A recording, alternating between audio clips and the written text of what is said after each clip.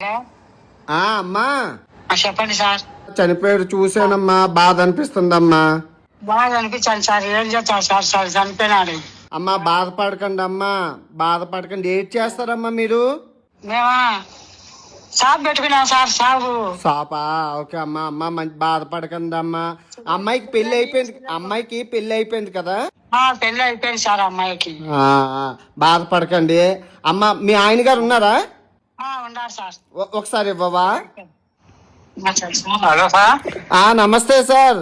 బాధపడకండి సార్, బాబు చనిపోయారు చూసానండి. చాలా బాధగా ఉంది బెట్టింగ్ యాప్ల వల్ల. మీరు బాధపడకండి. అమ్మాయికి పెళ్లి అయిపోయింది అన్నారు కాబట్టి పోలీస్ కేసు అయింది కదా? పోలీసు కేసు అయింది కదా?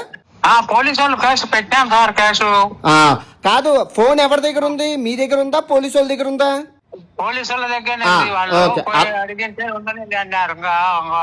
20 రోజులు ఉండని. అలాగేనండి, అలాగేనండి. మీ ఆవిడ గారికి ఇవ్వండి, మీ ఆవిడ గారికి ఇవ్వండి. ఒక ముక్క చెప్పేసి పెట్టేస్తాను. చెప్పండి సార్. అమ్మా బాధపడకండి, ఆ షాప్ ఏదో జాగ్రత్తగా చూసుకోండి. నేను ఈ అబ్బాయికి 2 లక్షలు ఇస్తానమ్మా. మీకు అందజేస్తారు. ఆ 2 లక్షలు తీసుకోండి. ఏది, నేను బెట్టింగ్ యాప్ల మీద వీడియోలు చేస్తున్నాను. ఆ వీడియో నాకు డబ్బులు వచ్చాయి కొసంత. సో అవి మొత్తం బెట్టింగ్లో చనిపోయిన వాళ్ళ కుటుంబాలకి 2 లక్షలు ఇస్తున్నానమ్మా. ఇప్పటికి ఒక 3 లక్షల దాకా అయ్యా. అలా ఇస్తూ ఉన్నానమ్మా. ఓకేనమ్మా? ఆ జాగ్రత్త. బాధపడకండి. పోయిన ప్రాణం మనం తీసుకురాలేము, కానీ మిగతా ప్రాణాలు కూడా పోకుండా మనమైతే కాపాడగలమమ్మా. మీరు అందరికీ చెప్పండి బెట్టింగ్ ఆడొద్దని. అందరినీ అదొకటి కాపాడండి సార్ మీరు. అలాగేనమ్మా, అలాగే.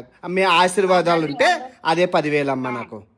అదే సార్, అందరినీ కాపాడండి సార్. అందరినీ ఎవరిని ఏ తల్లి కడుపు కోసం పెట్టకూడదు. అలాగేనమ్మా, బాధపడకండి అమ్మా. ఉంటానమ్మా. మంచిదమ్మా.